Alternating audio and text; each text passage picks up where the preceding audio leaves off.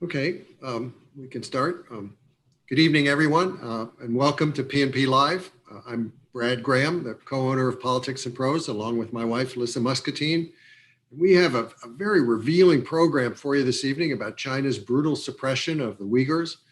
Journalist Geoffrey Cain is here to talk with another journalist, Ishaan Tharoor, about Geoffrey's new book, The Perfect Police State, an undercover odyssey into China's terrifying dystopia of the future. A couple of brief housekeeping notes first, though. To post a question at any point, just click on the Q&A icon at the bottom of your screen. And in the chat column, you'll find a link for purchasing copies of The Perfect Police State.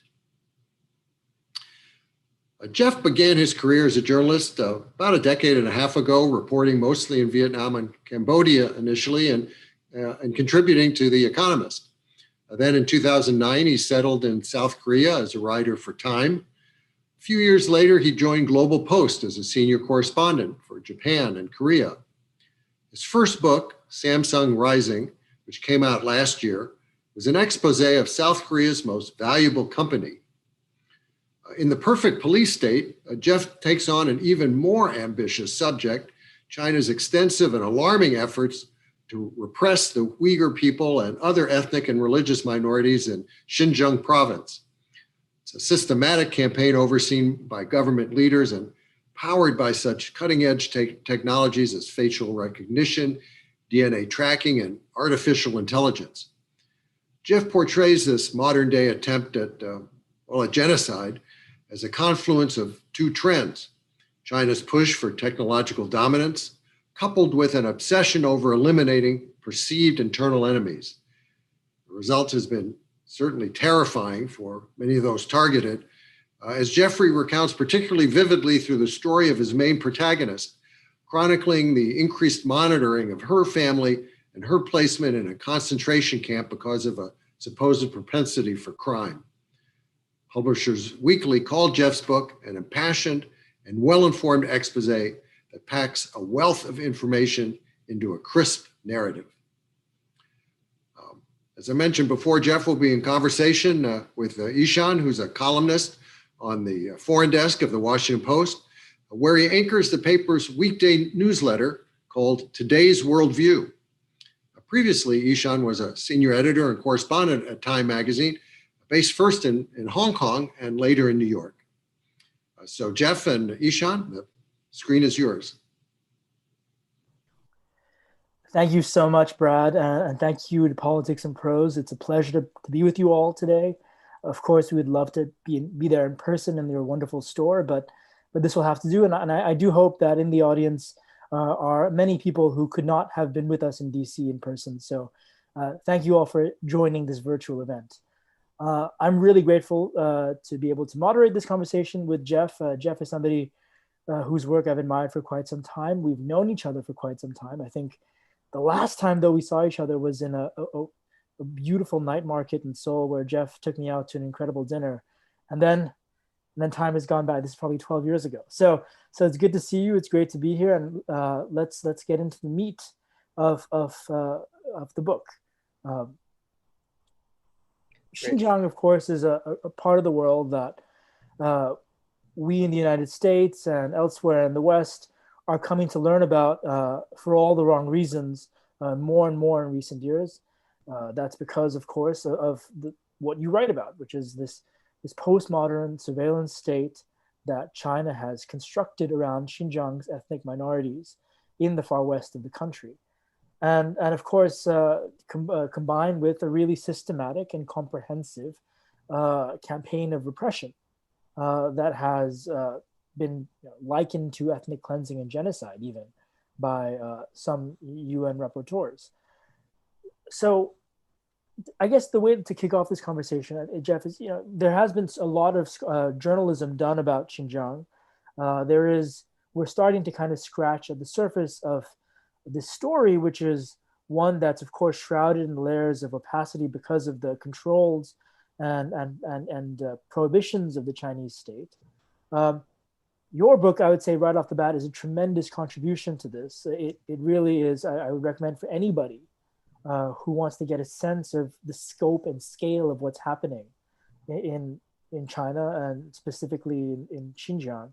Uh, it's a tremendous sort of contribution to our understanding of that, as well as what it means in a more global frame. And I think we'll get into that as the conversation goes on. So, Jeff, could you talk us through sort of the work that surrounded writing this book and reporting this book, which is no mean feat, and also give us a sense of kind of the broader thrust of your thesis as well. Well, thank you, Ishaan. Thank you for moderating the discussion, and it's just great to be here with you again to reconnect in this way after all these years. So, writing this book, it was no small feat. I started researching the topic in 2016 and 17 when the repression in Xinjiang was just starting to get worse. I had spent a lot of time in China already. And I had many Uyghur friends around the region, around Asia, in Thailand and Korea, and other countries where they could speak a little more freely. And we would get lunch, and they would tell me about how a member of their family has disappeared, or a brother, a cousin, is being harassed by the authorities. And this was actually at first it wasn't surprising because the Uyghur ethnic group in China has historically been repressed.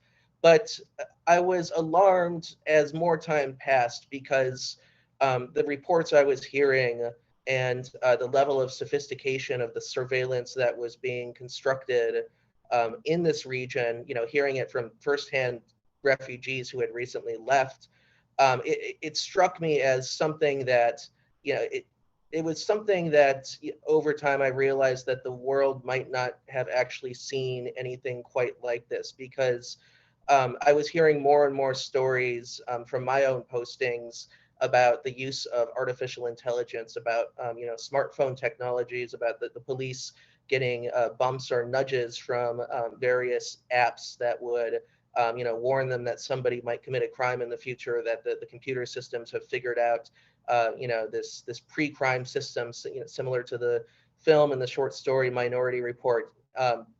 These sorts of stories were building up over time, and I had been traveling to the region. I spent some time in Kashgar and Urumqi, which are two of the major urban centers.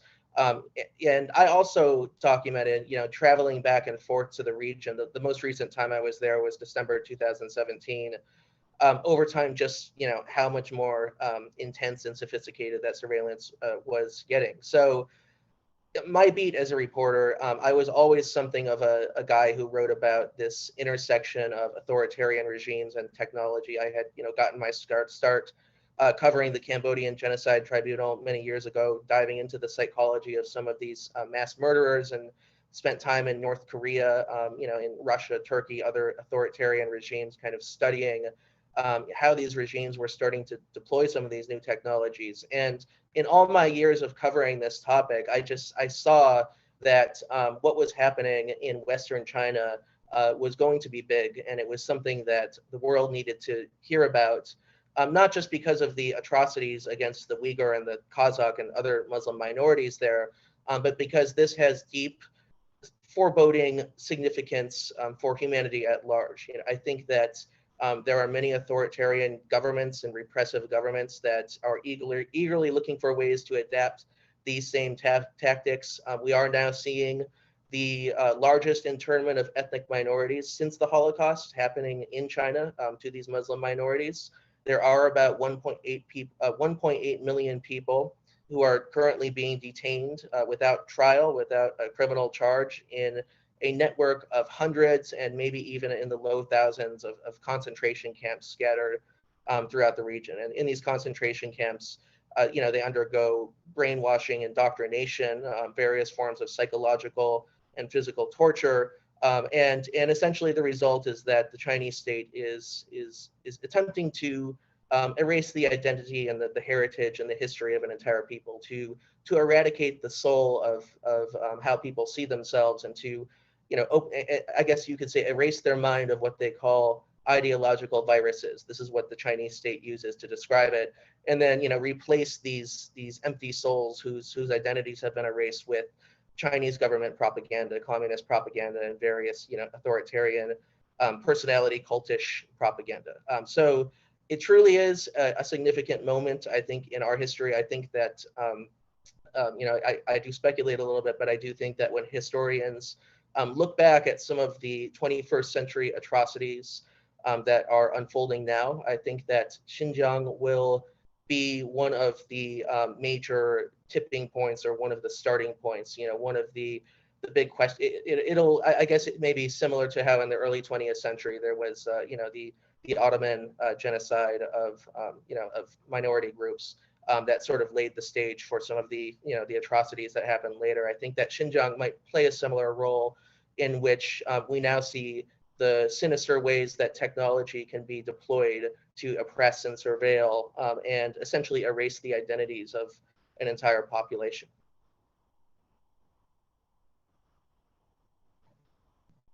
Ishaan, Forgive me, I was muted. I think it's important to convey to the audience the risk involved in some of the work you're doing, less to you than to the sources and to the people that you were speaking with.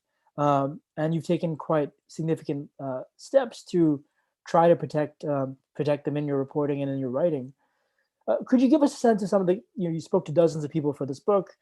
Could you give us a sense of some of the characters involved, some of the stories that they told you, the experiences they had, and of course, the big brother dystopian state surrounding them, and how they navigated that to talk to you?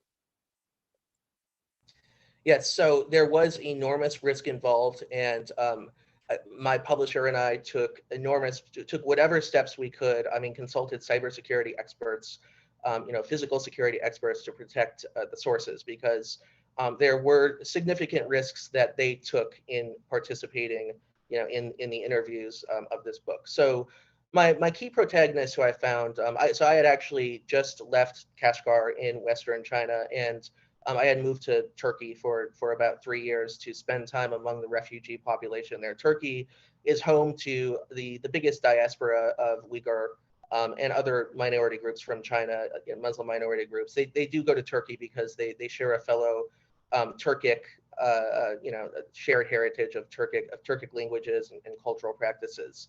And so I was traveling with my Uyghur assistant. I have a partner named Abduweli. We collaborated deeply on this book, and he told me one day that there was a young woman who was one of the first to escape the camps in a rather miraculous escape. I mean, it was amazing that she got out the way she did, and she had managed to arrive in Turkey, as a student, because she had a student visa already, and she was recovering from the immense psychological effects.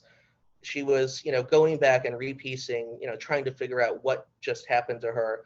And she wanted to open up and start talking about it, with a journalist to tell her story, to get some kind of record out there, so that, just to contribute to the world awareness of what's going on. So this woman's name was Mason. So this is a student, and it's not her real name. She still has family there, and we had to remove lots of details just to protect her family in the region.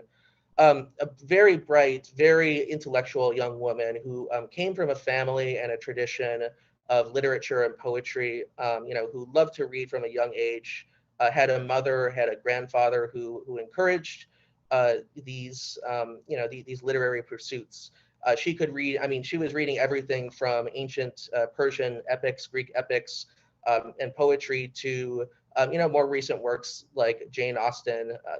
And then even going further. I mean, she would read people like Joseph Nye and modern political scientists. So someone who just had a major, a very diverse worldview. Who loved to explore different cultures, who grew up and graduated near the top of her class, near the top of the entire region, actually, gained entry to an elite university in Beijing. And she was planning, and at least it appeared that coming from a family that was trusted by the party and having such a great background. She was being tapped to become a diplomat. She was going to be one of the few Uyghurs to go overseas and serve her country and party. She was also a devout communist for a long time. So, she, as she entered school, she started to realize, I guess, like many, young idealistic university students do, some of the injustices that were happening in China to various groups, various religious and ethnic groups. And she came face to face, with her first major experiences of discrimination in Beijing. People called her, she was Muslim. They laughed at her veil. They told her she was a foreigner. She's not a real Chinese. And, she became disillusioned with the way that the nation, as she saw it, was headed. She saw much more, China was emerging, and there was this underbelly of xenophobia, racism, just national pride that meant that the Uyghurs had to be kind of smeared as this outside enemy, the other. And so she decided, after graduating, to head to Turkey, where she would do a master's and hopefully a PhD, which remains unfinished, in international relations. She decided to take the academic route more. And this was around the time when there were a number of terrorist attacks in China, and also protests around 2009. So there was a major uprising of Uyghur protests in the West. So the Chinese government was starting to crack down more and more, as time went on. And so Maysim had a very interesting view of what was happening in the region, because she would return every summer from Turkey from her master's degree studies. And, every summer she would see more police pillboxes, more surveillance, more monitoring of apps such as WeChat, major Chinese messaging app. She would see more restrictions in place, kind of, happening slowly for the people who lived there, but as a result of her being on the outside, she could see in a more dramatic fashion just how things were getting worse and worse, to the point where people did not trust each other like they used to. I think that the state's surveillance apparatus had found ways to divide and conquer, to turn neighbors against neighbors. People were they were encouraged to spy and snitch on each other. They had neighborhood watch programs. And of course, the goal of all of this was to root out, potential terrorists who were supposedly hiding in the population, though, that was an imagined enemy. So things really started getting bad in 2016 when Maysim came home for the summer, and a government official knocked on her door and essentially said that because she had been studying in Turkey, because she had this propensity for reading so many books, for having this vivid imagination that her neighbors talked about, that she was considered suspicious, and that she had to install a government camera in her living room that would link up to the police station so they could monitor her and her family.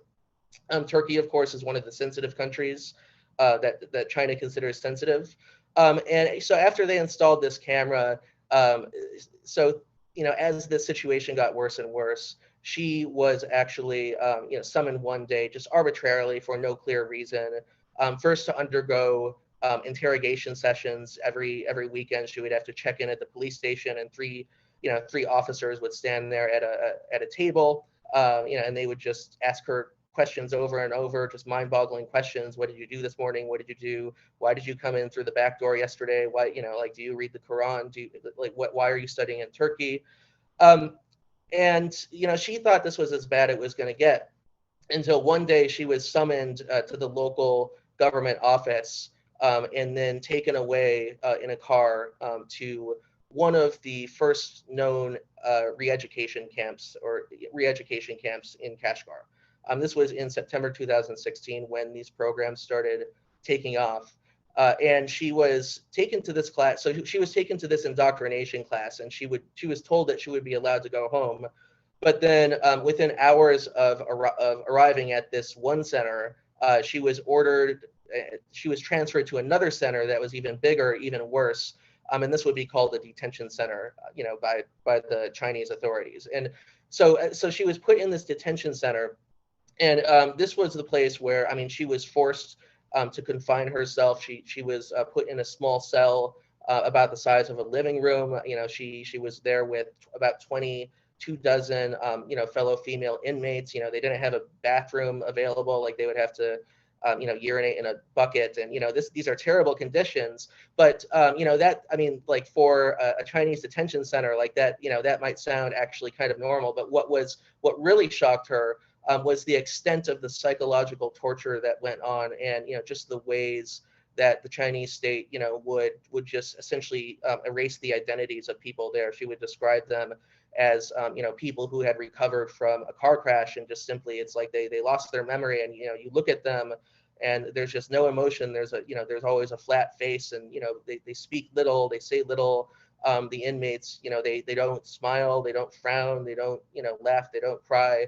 It was as if she felt that she had been put in just this dystopian world by this artificial intelligence system that was constantly monitoring her. And she being this intelligent reader, she had read 1984, and she realized that she was living now in George Orwell's prophecy. That she was actually living in that world that she assumed it was like this old this Englishman from the 1940s writing about commenting on Soviet Union and fascism and all this. But she realized that like whatever had happened in the past was just simply nothing compared to what was happening now.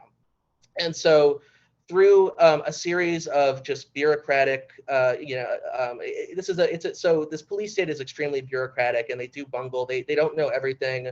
The systems are not as powerful as she found as they make it out to be. But that was what was the strength was, because it makes people uncertain about what's going to happen to them.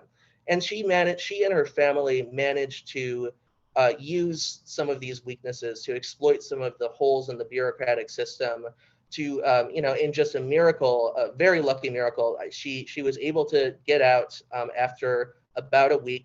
Her mother helped her the whole way through, and she would have been one of the last Uyghurs to escape one of the camps before the government began seizing passports. So through the help of many brave people working on a kind of underground railroad that used to exist over there, she was able to escape. She got a bus ticket out, and she was able to return to Turkey, to return to her boyfriend, to marry him, to finish her studies, but only after overcoming the enormous psychological burden of what it was like, to be brainwashed every day, to be to undergo all these these exercises where you're forced to deny your reality, your senses, and everything that exists around you. Once she recovered from that, in Turkey, then she felt that she was truly free, and she had liberated her mind from the prison that the state had tried to keep her in. So that is the main protagonist of the book. That is Mason. I could go. There are other protagonists too, and we don't have a ton of time to talk about all of them. But there was another protagonist who was a former Chinese spy who I was very worried about him, because after I interviewed him, and he was going on TV broadcast to tell his story. He was a defector who had spied on Uyghurs originally. And he was shot twice in the back one day in Istanbul. He was leaving his friend's apartment, and a gunman who was probably, a hired assassin by Chinese intelligence or somewhere, just walked up behind him, shot him twice in the back of the shoulder. He was very lucky to survive. He has been hospitalized. I've been in touch with him. He's, recovering, but, has been nearly paralyzed, but it seems like he'll be able to walk again. I mean, it's a miracle that, it's just, reporting the story, it's just a miracle, just seeing what the Uyghurs have been through, just the terrible suffering, and just, the threats that they face, and the physical violence, even when they're overseas, and just being able to, to survive that, psychologically, to wake up every day and to continue with their lives. It truly was just truly one of the, I think one of the darkest stories I've ever had to write. That's a great snapshot of the emotional and human drama that you unfurl through the book. And I think it's a good moment to quickly plug. You can buy Jeff's book. I think there's a link in the chat before Jeff gives away too much of his story. Please buy it. It's in the chat. So I guess the next question, jumping off what you just laid out in terms of their experiences, the Uyghurs and the Kazakhs and other ethnic minorities of Xinjiang represent a fraction of the population in China. What is the political logic to what China is doing from your analysis? I mean, why do they pose? Why does their cultural difference and why does their existence as it was pose such a kind of political and ideological threat to the Chinese state? So the region that the Uyghurs live in and the Kazakhs was historically independent for much of its history. I mean, these are Central Asian cultures that were either under the control of many other kingdoms or had their own kingdoms at certain points, their own languages, their own sense of history and culture. And they never really, I think as a group, did not, swear fealty to, the Chinese state as the Chinese state, as the Chinese communists took over, but also before that, when there were other dynasties and powers. They were always kind of a distant empire. And even previous Chinese dynasties, there are historical writings that have been uncovered. They talk about how, there's no point in trying to control this region too much because, the people, they're not that loyal, and it's like it's too expensive. We have to send military resources, and it's just not worth it.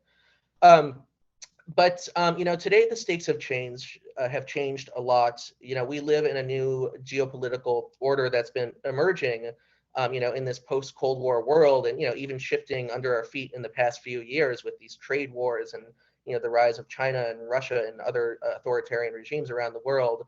And the Uyghurs happen to be sitting on a very strategic spot in this geopolitical order. So first of all, it is the gateway. Xinjiang is the gateway to many of the Belt Road projects. That is the terminus and the starting point. That is where China faces the West, Central Asia, the Middle East, parts of Siberia and Russia. And that is a region that President Xi Jinping of China has wanted to pacify throughout his reign over the past 8-9 years. He wants to pacify it because he wants to build these infrastructure projects. And then on top of it, this is an oil-rich region. It is energy-rich, rich in minerals. Central Asia as a whole is also rich in rare earths. A lot of these resources are used to fuel many of the new technologies, the hardware, the smartphones, the self-driving cars that are supposed to come out. These resources are deeply strategic for the world we live in. And so, to have a pacified Xinjiang and to have a region that is, not just pacified, but completely loyal, completely stripped of any sense of political or cultural difference and loyal to the Chinese state is what China wants. So, I think that there has been, and it's not just what I think, this has been well documented, there has been a very, just a stern campaign by the Chinese state since around 2013 and 14 to define the Uyghurs as an internal enemy, that it's the other, the internal enemy. As China rises, as President Xi Jinping creates this personality cult that is in some ways like a return to Chairman Mao back in the Cultural Revolution. He needs an enemy. He needs a terrorist boogeyman inside his borders to consolidate power. So those are a lot of the kind of the big picture social and political changes that have fueled these crackdowns and fueled the rise of the camps and the artificial intelligence and the surveillance states. I mean, just observing this situation from now, I'm now in Washington, D.C., so I'm a little more distant from it. I personally don't think that, President Xi's personality cult can continue in this way forever. I mean, I do think that it is fundamentally unsustainable. And, as we've seen throughout the history of these regimes, personality cults do tend to consume themselves pretty quickly. So I don't know if this surveillance state is going to continue forever as it is now, but what is alarming is just that there are so many people in there in these concentration camps who are suffering at the hands of the Chinese state. But when they get out, we don't know if they get out. We just don't know what this region is going to look like. I mean, will this culture have simply been erased from the earth? Will the language simply have been erased? Will it only be diaspora communities that are keeping it alive? Are they going to come out and simply be converted to Han Chinese people essentially? And this narrative of ethnic cleansing is alarming because it is really worth thinking about and talking about the depth and significance of Uyghur identity. This is, obviously in our imagination, it's the Silk Road culture. It's a population of people who live on the peripheries of empires and so on. But it really is. The last time I was in Xinjiang was much longer. Much was, I think, 2007, before smartphones, before the era of kind of any kind of digital surveillance, and before a moment when the Chinese had yet to start their big campaign of bulldozing old Kashgar, which is, as Jeff said, the kind of symbolic cultural heart of the Uyghur people. And I think it's really important to hammer home how unique and special a place Kashgar is. It's, at the time I'd just been there, they had just filmed Khalid Hosseini's Kite Runner, the adaptation of that, because the city resembled the streets of old Kabul so much. It was, the first dictionary of the Turkish language was written by Mahmud al-Kashgari, someone from Kashgar, and given to the Abbasid Caliph in Baghdad in the 13th century or 14th century, I forget. And so this is a place that really is central in so many ways to Turkic identity, to the story of the Silk Road, and as Jeff is saying, the campaign that the Chinese have taken about, from what we know about it, is really sweeping and totalitarian in its nature and scale in terms of what it's trying to reprogram about the Uyghurs and about the ethnic minority identities in Xinjiang. I suppose this is the moment to ask you, obviously the Chinese narrative about what's happening is very different to what you've reported and to what we've been reporting in the Washington Post and the New York Times and elsewhere. Could you talk a bit about, first of all, the dissonance between what we can say, what we know about what's happening in China, and what they let us see, first of all. And then, of course, their narrative is totally different. So I think it's incumbent on us to try to present the Chinese view of things a little bit, which, of course, is heavily hinged around their view of security and also their view of development writ large. Yes. So the Chinese narrative, one of the things I find so fascinating about what's happening to the Uyghurs is that the Chinese and the Western or Chinese and Five Eyes narrative, or the European Union and American narrative, is just so just completely divergent in every single way. I mean, it's just, there is, there are a set of facts laid out, and it's just such a great example as to how the filters that you have, and these can be internet filters, or they can be more government filters, or speaking more on a deeper level, kind of like kind of cultural and historical filters, kind of building the narrative of the nation and how the nation was constructed, how it can just lead to vastly divergent worldviews, even though there are certain facts that are undeniable. So the Chinese narrative really comes down to the feeling that its coasts, its east coasts are overexploited, and the Communist Party's view is that it's surrounded by hostile powers historically that have been backed by the U.S. So South Korea, Japan. It makes its claims to Taiwan, Hong Kong, what the British colony. The Opium War was where a lot of this happened, where this, what they call the the century of national humiliation, happened, and there really is a deep rooted feeling in Chinese government narratives and in propaganda of this sense that if we don't show our strength, or if we don't stand up, stand tall, and militarily, in a military way, but also in a technological way, competing with U.S. technologies, then we are going to be encircled once again, and we're going to be embarrassed and humiliated by foreign powers that are stronger than us, and we need to do what we can to carve out our space to ensure that China and its surrounding territories are safe for China. So I'm not speaking in any way to the the factual basis of these different narratives, but this is just what the party and the Chinese elite tell themselves when they make major foreign policy decisions. So the western part, Xinjiang, and going west through Central Asia, that's traditionally a ground that despite the war in Afghanistan and Iraq and the American interventions there, it's still relatively open ground for Chinese infrastructure investments and for oil investments and for some of the major resource gathering projects that fuel the Chinese boom that's been happening over the past 20, 30 years.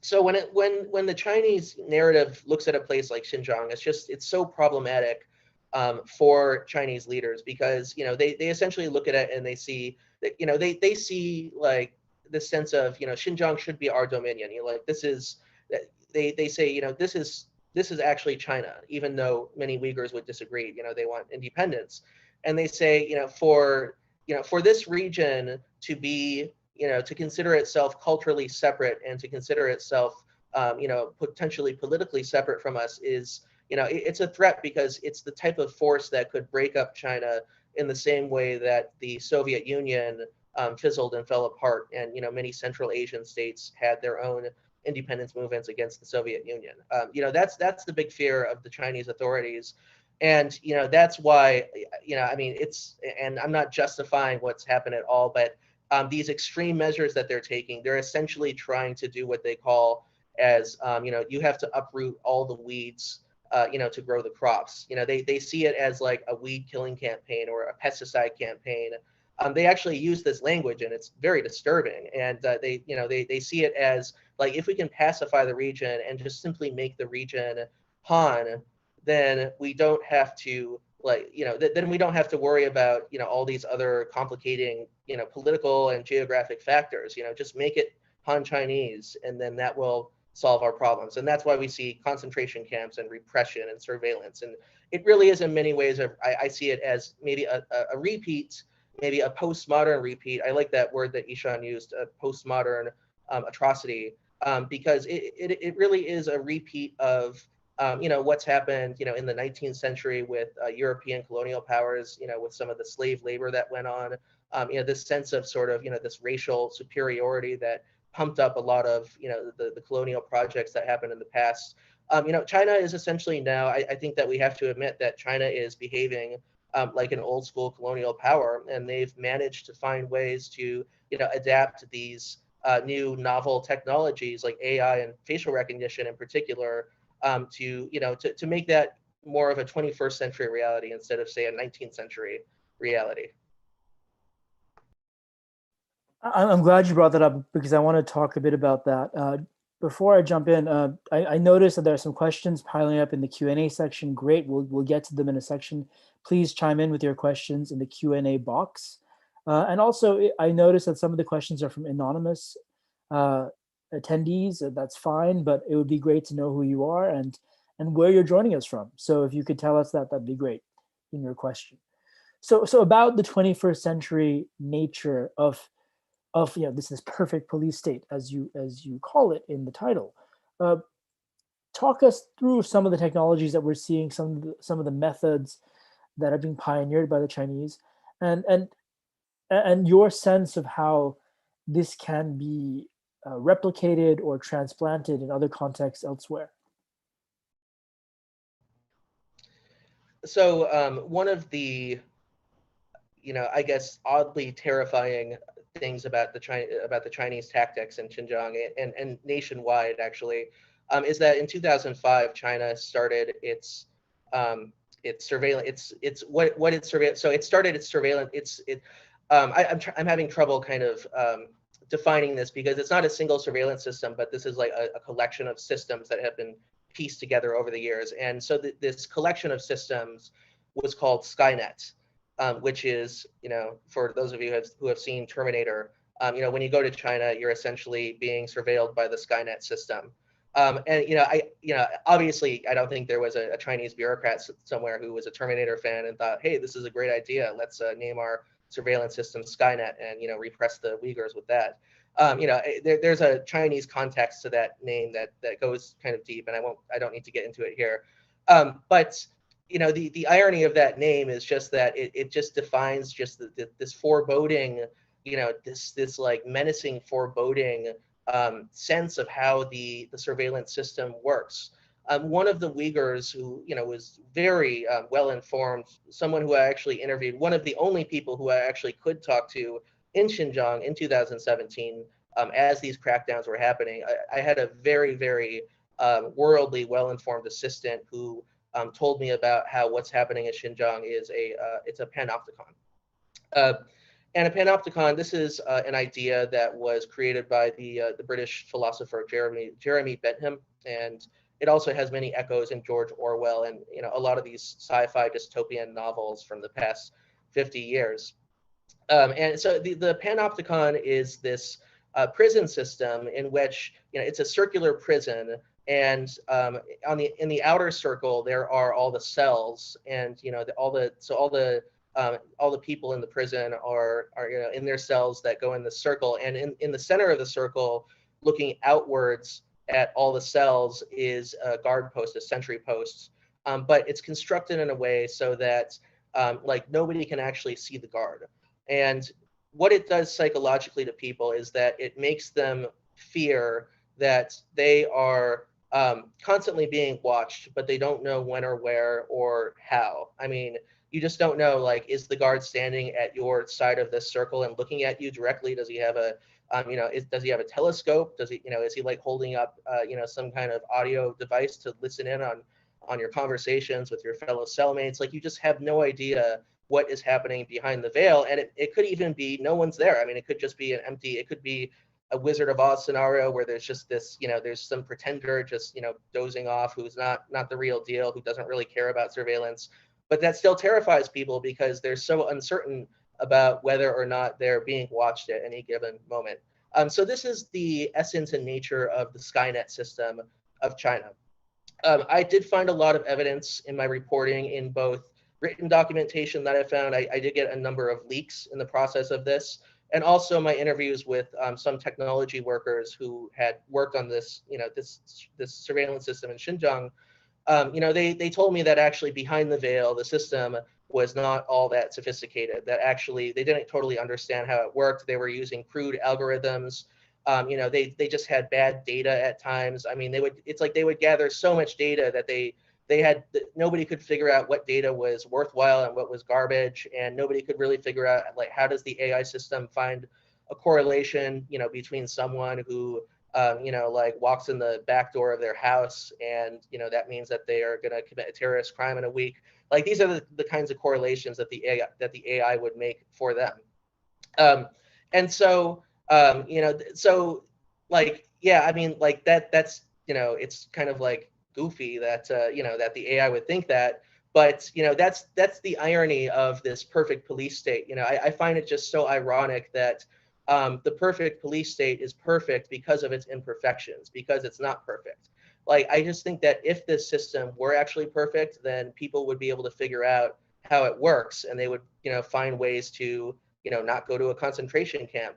But the nature of the Chinese system is that it's like this Kafka bureaucracy overload, where it's just everyone is a potential terrorist, just arrest arbitrarily, send people to camps arbitrarily. And it terrifies people, and it terrifies them into snitching on other people, making up stories, get your neighbor sent to the camp so you're not sent. You'll be more trustworthy that way. So it's like, it's a system that consumes itself, and it's consumed a lot of Uyghur society in the process. So that's really, that's how I would define the core of the Chinese strategy in this region.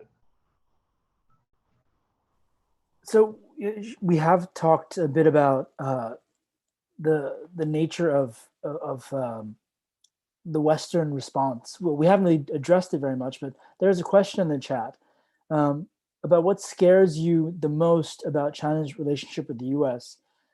I'll kind of tack on just a thought about where does Xinjiang fit into the U.S.-China conversation. Of course, we had the Trump administration take a number of significant steps, mostly symbolic, heavily on rhetoric, in terms of calling to attention what was happening in Xinjiang, framing it around the issue of religious liberty, sort of the most beloved Muslims of the Trump administration were certainly Uyghurs. Um, and so to talk a bit about now where things stand and where this particular story, what's happening to the Uyghurs and other ethnic minorities in Xinjiang, fits into a broader and more complicated and pretty perilous situation right now vis-a-vis U.S.-China relations. Well, I think the most complicating factor that I think I think that it's a potential that terrifies many American businesses, and I think it also directly impacts the I guess the consciences of regular American buyers. It's this problem of supply chains. So Xinjiang runs the government there runs a massive forced labor program called Xinjiang Aid, which in its usual Orwellian fashion, the government describes it as a project to to build, to give vocational skills to the detainees and to build prosperity by giving them these skills to build economic prosperity in the region. But really, it's just a slave labor system in which many of these Uyghur people who have been taken to camps, they're forced to stitch away at garments, and these are garments that have infected the supply chains of major companies around globally, like major American companies and also global companies. I mean, I think Uniqlo was one that was pretty badly hit. It's just so the conundrum now is that the supply chains are infected, but because China is such a black hole of information, I think a lot of people, a lot of businesses in particular, and government regulators have been scrambling just to find anything they can to figure out what supply chains are being infected by Uyghur slave labor. Like, what do we do to stop it? And it's just proving to be a nightmare because it's this ill effect of the globalized system that we live in. It's like we've created this system where the U.S. and China and other nations are so tethered together economically and through trade that if one side decides to put slaves in its supply chain, that it's like America can't easily find a way to first locate the slaves and then figure out like how to divorce its supply chains from that, because supply chains are so complicated. I mean, there are so many components for electronics, for iPhones. Apple actually dropped one of its big suppliers in China because of these same concerns over Uyghur slave labor. And it's just like, I mean, but this is just the tip of the iceberg. And I my suspicion from my own research, and many researchers also agree with this, is that the problem of slave labor goes far deeper and it's far broader and far more impactful than anyone can even realize. I mean, there is, there's a chance that without knowing it, any of us, me or anyone in this audience, might have bought clothes, from a regular Gap or somewhere that might have somewhere along the line kind of gone through these slave camps in Xinjiang, and it's a terrifying thought. So I think that that's sort of the I think that for like Americans who are concerned about this issue, I think that's the most direct, in your face reason to be concerned. But then there are also many high ideals that we have to keep in mind. So there is, Ishaan, as you said, the framing of religious liberty. That's been a very common one. Just general concerns over civil liberties. But then also the big question and the big debate that's happening now is whether this amounts to genocide. It's a raging debate. So the U.S. State Department says it's a genocide. A handful of parliaments in other countries, such as Canada, have voted in favor of calling it a genocide, but I don't think that I don't think this is being used by government agencies there yet. So under international law, there are a number of criteria that would qualify an atrocity as a genocide, and one of them is the forced sterilization of a population. So China carries out forced sterilization campaigns against Uyghur women, and says on paper that this is an attempt to cut birth rates, which would lead to more prosperity and a better outcome.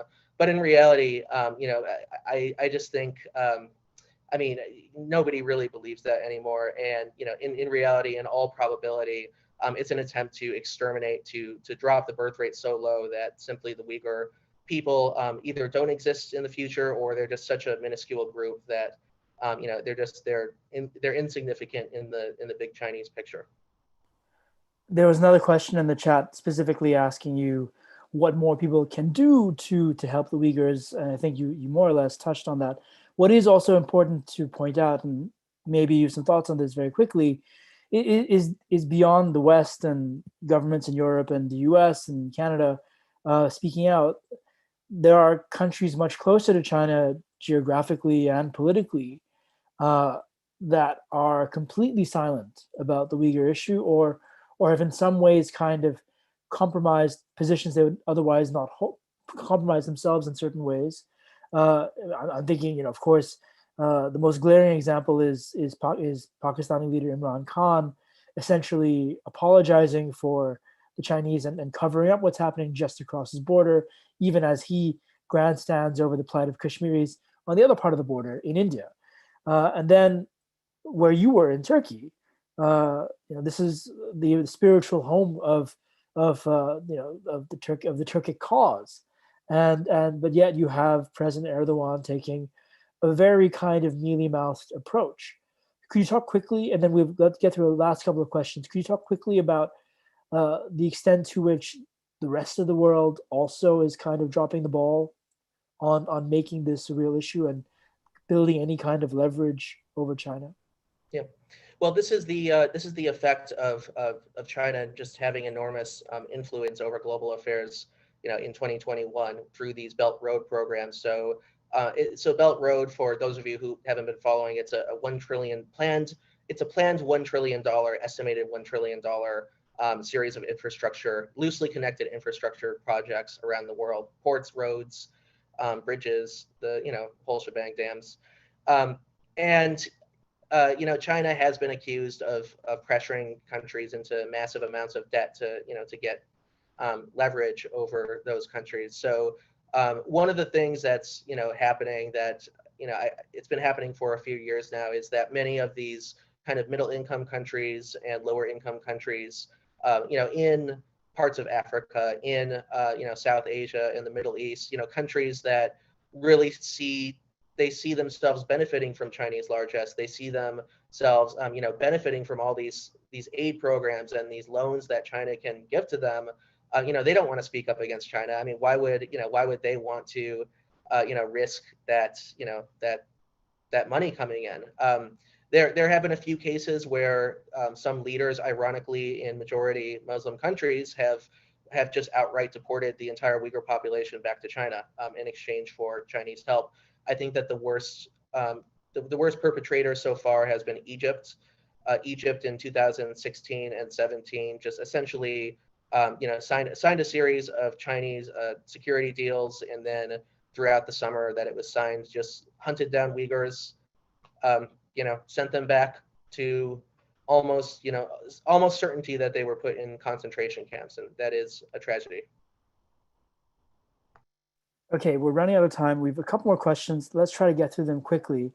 You have two comments about your statement about the unsustainable nature of what's in play in Xinjiang, or perhaps politically vis-a-vis the Xi Jinping regime.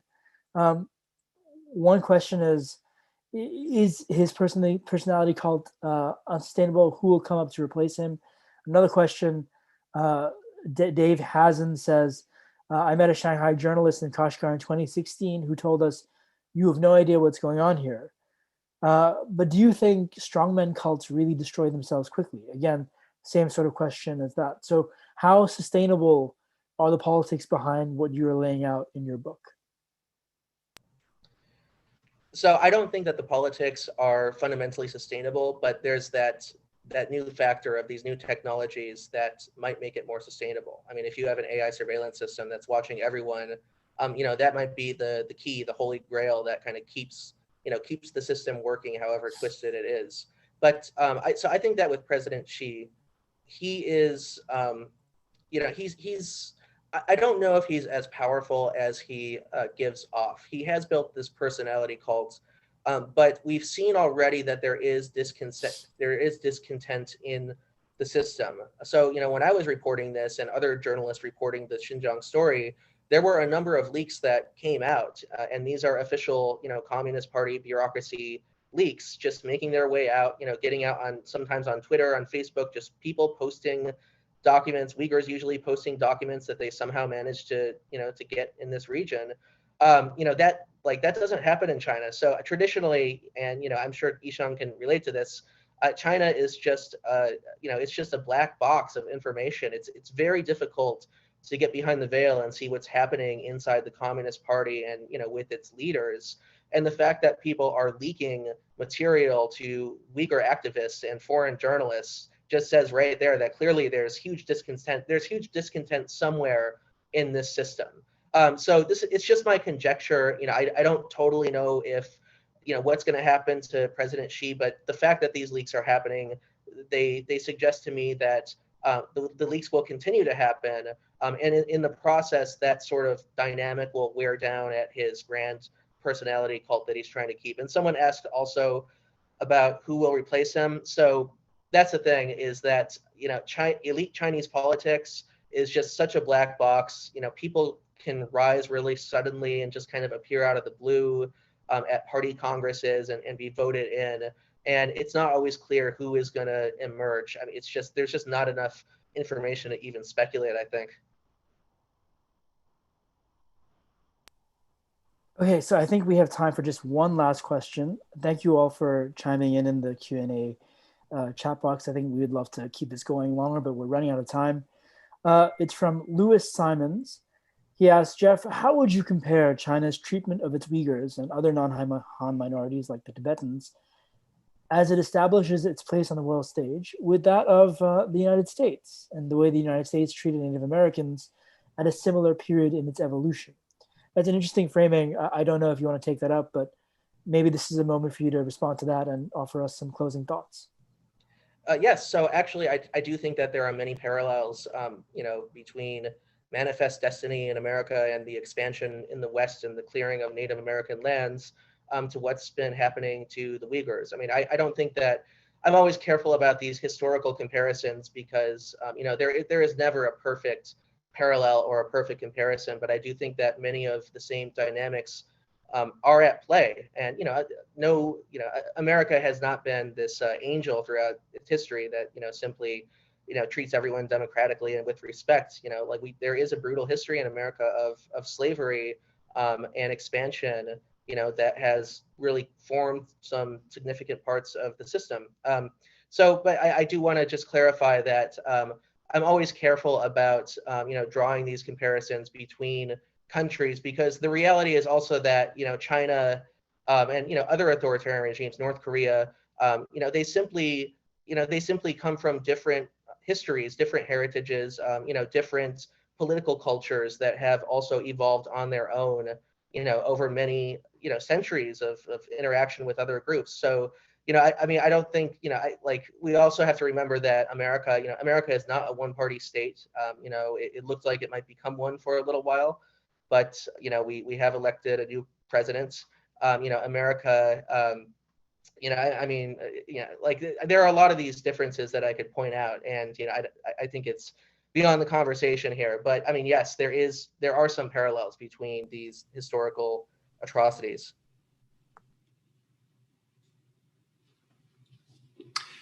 Well, we are out of time. Great moderating, Ishaan and Jeff. Congrats on a very timely and important book. You succeed not only in further exposing the cruelties being visited on the Uyghurs, but also the sheer scope of the surveillance system that China has brought to bear in this awful repression. To everyone watching, thanks for tuning in. A reminder that in the chat column, you can find a link for purchasing copies of The Perfect Police State. You can't miss this cover. From all of us here at Politics and Prose, stay well and well read.